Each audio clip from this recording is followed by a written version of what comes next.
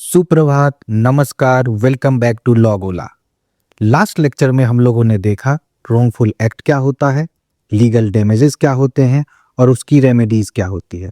उसके साथ साथ मैंने आपको एग्जाम्पल्स भी दिए, जैसे कि सुपरमार्ट वाला एग्जाम्पल जहां जाते हैं पानी गिरा होता है और आपको डैमेज हो जाती है।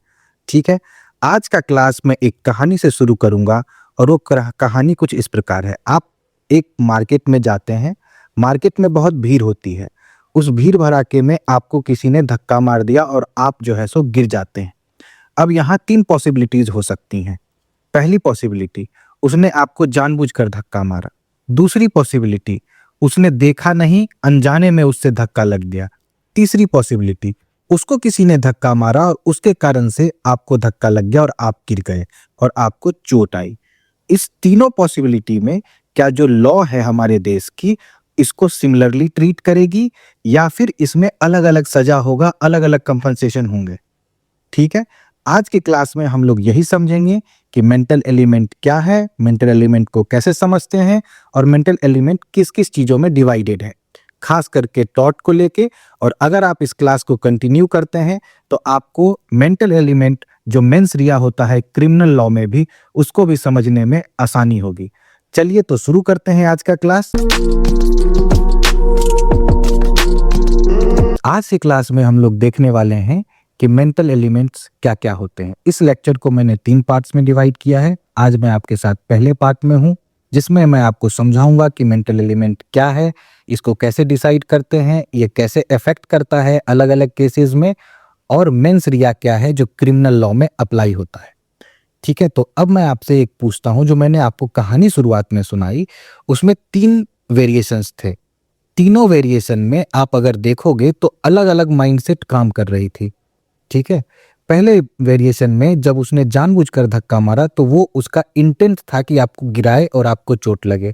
दूसरे वेरिएशन में हो सकता है वो फोन चला रहा हो या और कुछ कर रहा हो, उस कारण से धक्का लग गया और जो है सो आपको चोट लगी। तो इसमें उसका जो इंटेंशन था, उसका जो दिमाग में चल रहा था, जो माइंड में चल रहा था, वो अलग था और उसको धक्का लग गया और फिर आप गिर गए उसके धक्का लगने से, तो वो अलग है। तीनों सिचुएशंस में जो उसका माइंड है वो अलग अलग चीज डिसाइड कर रहा है, अलग अलग चीज कर रहा है। तो आज की क्लास में हम इसी चीज को समझेंगे। चलिए शुरू करते हैं। तो मैं आपको अलग अलग एग्जाम्पल से इस चीज को समझाने की कोशिश करता हूं।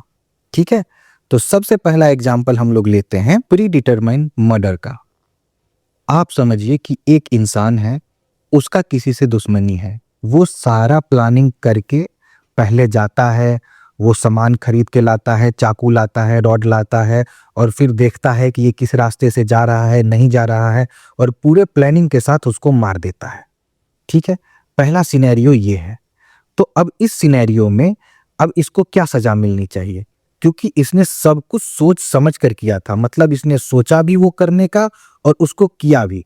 अगर आप क्रिमिनल लॉ में समझें तो इसको एक्टस रिया भी थी इसमें और मेंस रिया भी थी। तो जब दोनों चीज प्रेजेंट हैं इसमें, तो इसको सजा सबसे ज्यादा मिलेगी, क्योंकि ये हाईएस्ट डिग्री माना जाता है, क्योंकि दिमाग और काम दोनों ही सेम है इसमें। ठीक है, इंटेंशन भी वही करने का था और उसने किया भी वही, तो ये सेम है। अब हम लोग देखेंगे वेरिएशन 2। ठीक है, वेरिएशन 2 क्या है? इसमें मान के चलिए 2 बंदे हैं, उसकी किसी बात पर बहस हो गई। बहस होते होते आप अक्सर मार्केट में जाते हैं तो देखते हैं कि बहस हो जाती है लोगों के बीच में, और बहस के कारण जो है सो उनमें झगड़ा होने लग जाता है। यही सेम सिनेरियो आप सोचिए कि आप मार्केट में हो, आपके सामने 2 लोग झगड़ पड़े। अब इसी में क्या होता है कि झगड़े में एक इंसान को इतना गुस्सा आ जाता है कि पास में पड़ी हुई लकड़ी या रॉड या ईंट से दूसरे को मार देता है। ठीक है, और जब वो मारता है उसे ज्यादा चोट लग जाती है, वो हॉस्पिटल जाता है, वो मर जाता है। तो दूसरे सीन में क्या होता है, उसका इंटेंशन नहीं होता है उसको मारने का, बट वो हीट ऑफ द मोमेंट में जब वो एक पत्थर या फिर ईंट उस पे चलाता है और उसको जो चोटें आती हैं उस कारण से जो है वो हॉस्पिटल जाता है और हॉस्पिटल में उसकी मृत्यु हो जाती है। तो आपने ये सिनेरियो 2 देखा। अब मैं आपको सिनेरियो 3 पे ले चलता हूँ। सिनेरियो 3 में क्या होता है, एक कंस्ट्रक्शन साइट होता है।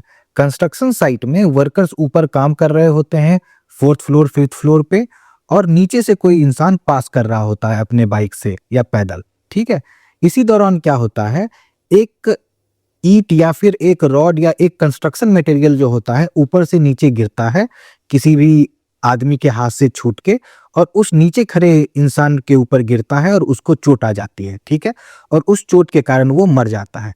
अब मैंने 3 सिनेरियो आपसे बात की, तीनों सिनेरियो में आप ये चीज देख रहे हो कि किसी न किसी की मृत्यु हो रही है। तो रिजल्ट जो है वो क्या है? वो डेथ है, वो मृत्यु है। लेकिन क्या लॉ तीनों में सेम सजा देगी? तो इसका आंसर है नहीं देगी। जो पहला सिनेरियो था जिसमें आपने ये देखा कि उसने पहले से ही प्लान किया और प्लान करके उसको मारने के लिए सब कुछ सामान वामान सब खरीद के लेके आया और तब उसको मारा, तो उसमें क्या है? उसमें उसको डेथ पेनल्टी मिलेगी, ठीक है। दूसरे वाले सिनेरियो में जिसमें उसका झगड़ा हो जाता है मार्केट में और गलती से उसकी मृत्यु हो जाती है, उस सिनेरियो में क्या होगा? को 10 साल तक की सजा मिलेगी। और तीसरे वाले केस में उसको 2 साल से 4 साल की सजा मिलेगी, क्योंकि उसका माइंड जो है, उसका जो इंटेंशन था वो उस चीज को करने का नहीं था। तो आप देखोगे कि जैसे जैसे लेवल ऑफ इंटेंशन घटता जा रहा है उस तरह से सजा भी घटती जा रही है, ठीक है। अब हम आपको 2 और एग्जाम्पल देते हैं। तो अब हम लोग ये वाला एग्जाम्पल देखते हैं। इसमें क्या है कि 2 डॉक्टर्स होते हैं, दोनों अलग अलग रूम में ऑपरेशन कर रहे होते हैं।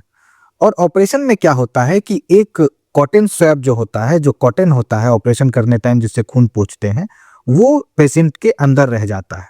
तो पहला सिनेरियो में क्या होता है कि डॉक्टर को पता नहीं चलता है, वो गलती से छूट जाता है उस पेशेंट के अंदर में। और दूसरे सिनेरियो में क्या होता है?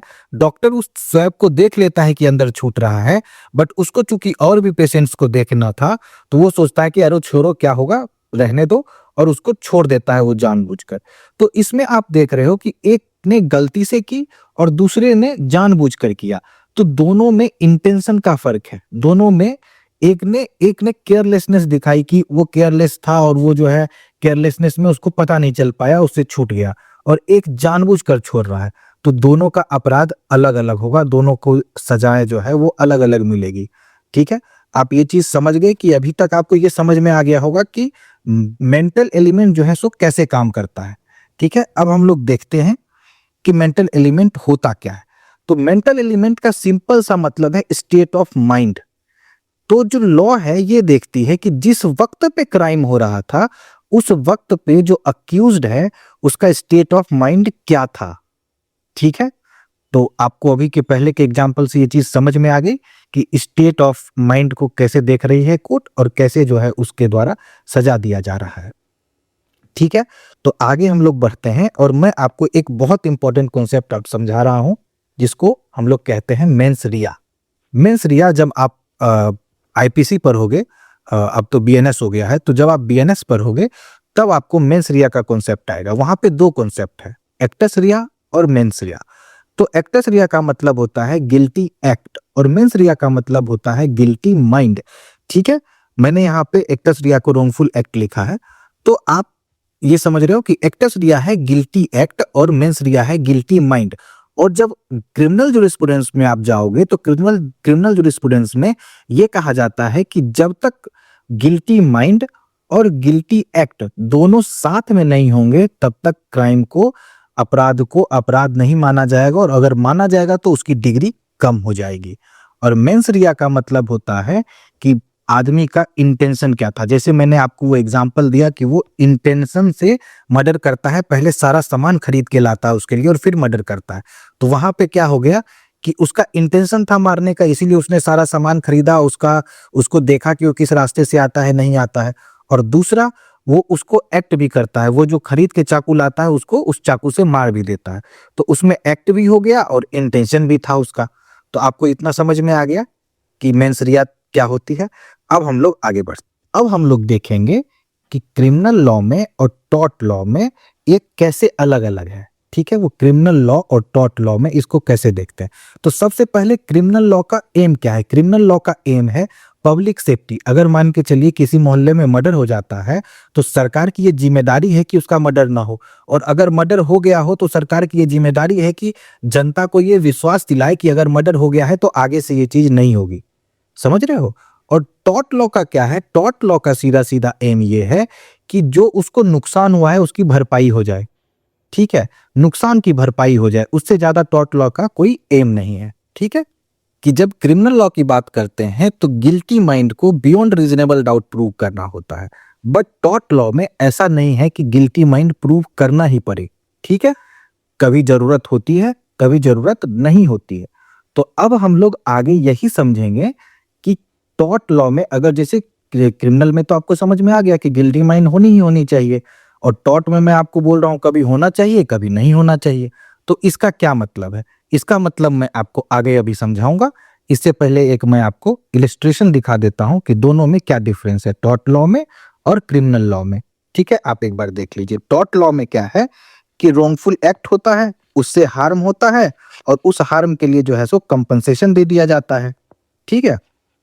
बट क्रिमिनल लॉ में क्या है कि एक्टर्स दिया हुआ, मतलब उसने उसको चाकू मारा और उसका इंटेंशन भी था चाकू मारने का, तो उसने चाकू मारा भी और चाकू मारने का उसकी इच्छा भी थी, और उससे जो है एक क्राइम हुआ। और जब ये दोनों साथ में प्रूव हो जाएंगे तो उसको क्या मिलेगा, पनिशमेंट मिलेगी। पनिशमेंट क्या होगा, जितना उसका इंटेंशन था और जिस हिसाब का वो क्राइम था उस हिसाब से उसको पनिशमेंट मिलेगी, ठीक है। आपको क्रिमिनल और टॉर्ट का जो डिफरेंस है वो समझ में आ गया होगा। तो अब मैं आपको ये समझाता हूं कि टॉर्ट लॉ में जब हम ये कह रहे हैं कि माइंड की कभी आवश्यकता है कभी आवश्यकता नहीं है, तो ये कैसे डिसाइड होगा। तो टॉर्ट के लिए क्या है, आप एक समझो कि एक 4 महल का घर है या 3 महल का घर है, ठीक है। उस 3 महल पे 3 लोग रहते हैं, ठीक है। पहला है आपको इंटेंशन, ठीक है। उसके नीचे वाला जो है आपका वो नेग्लिजेंस, और उसके नीचे आ जाता है आपको स्ट्रिक्ट और एब्सोल्यूट लायबिलिटी। तो जो पहला महल है इंटेंशन वाला, तो इंटेंशन वाले में क्या है, उसमें देखा जाएगा कि भाई इसका इंटेंशन था कि नहीं था, ठीक है। जो दूसरा महल है उसमें नेग्लिजेंस में, उसमें उसका इंटेंशन देख लिया जाएगा कि भाई नेग्लिजेंस जानबूझ के कर रहा है कि चलो गलती से हो गया इससे, तो नेग्लिजेंस। और तीसरा वाला जो आपको सबसे लोअर ग्राउंड है जिसमें आपको स्ट्रिक्ट लायबिलिटी है, उसमें इस बात से फर्क नहीं पड़ता कि भैया इसको इसका इंटेंशन था कि नहीं था। अगर वो क्राइम हुआ है, वो जो चीज है वो हुआ है, तो उसको उस चीज की सजा मिलेगी बिना उसके इंटेंशन के। तो आप उस 3 महल को समझ गए कि कैसे कैसे है। मैं आपको उसको थोड़ा एक्स्ट्रा अब एक्सप्लेन करता हूं अभी, ठीक है। तो सबसे पहला है टॉप रग। टॉप रग क्या होता है, जिसमें इंटेंशन है, जो मैंने आपको सबसे पहले बताया। इसमें क्या है, देखा जाएगा कि इसमें मेंटल एलिमेंट है कि नहीं। कोर्ट पूछेगी कि क्या आप ये करना चाहते थे या नहीं करना चाहते थे, ठीक है। इसका एग्जाम्पल है बैटरी, असॉल्ट। बैटरी क्या होती है, बैटरी सिंपली ये होती है कि जब आप किसी को एक थप्पड़ मार देते हो तो थप्पड़ मारना बैटरी हो गई। तो अगर आप बैटरी मार रहे हो, आपका इंटेंशन था उसको थप्पड़ मारने का, तब तो जो है सो आप जो बैटरी कर रहे हो। अगर आपका इंटेंशन नहीं था, गलती से लग गया, तो उसको अलग चीज मानी जाएगी फिर। समझ रहे हो बात को। तो ये आपका टॉप में हो गया। सेकंड में क्या हो गया, नेग्लिजेंस हो गया। जो नेग्लिजेंस मैंने आपको मेडिकल नेग्लिजेंस वाला एग्जांपल दिया कि वो गलती से एक रुई छूट जाता है, उस डॉक्टर से उस पेशेंट के पेट में गलती से एक रुई छूट जाता है, तो वो नेग्लिजेंस हो गया। इस बात पे देखा जाएगा कि उसका इंटेंशन था, उसने देख के छोड़ दिया कि ऐसे ही गलती से छूट गया, तो वो चीज हो गया।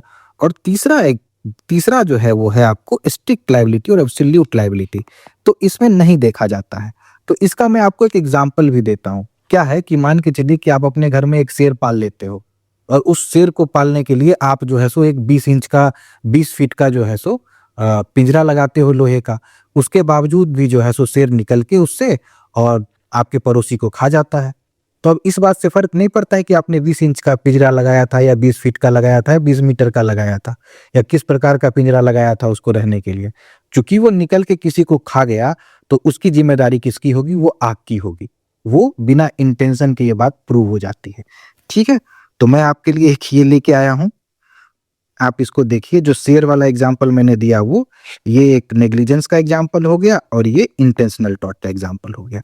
तो ये बेसिक है मेंटल एलिमेंट को समझने के लिए। टॉर्ट में लाइबिलिटीज कैसे डिसाइड होती है ये समझने के लिए बेसिक ये चीज है, ठीक है। अब मैं आपके लिए क्लास को रिकैप कर देता हूं। तो आज हमने देखा कि मेंटल एलिमेंट क्या होता है, हमने देखा कि मेंस रिया क्या है, हमने देखा कि टॉर्ट और वर्सेस क्राइम में कैसे डिफरेंस होता है मेंटल एलिमेंट का और कैसे डिसाइड होता है, और हमने देखा कि स्पेक्ट्रम क्या है, जो टॉप रग है और जो बॉटम रग है उसमें कैसे डिसाइड होता है। जैसे स्ट्रिक्ट लायबिलिटी हो गया, इंटेंशनल टॉर्ट हो गया, और इस तरह हो गया। तो अब अगले लेक्चर में हम लोग देखेंगे कि इंटेंशनल टॉर्ट क्या होता है, जैसे असॉल्ट हो गया, बैटरी हो गया, फॉल्स इंप्रिजनमेंट हो गया। तो ये सारी चीजें हम लोग अगले लेक्चर में देखेंगे। और जाते जाते मैं आपको जो है एक क्वेश्चन के साथ छोड़ देता हूँ, ठीक है?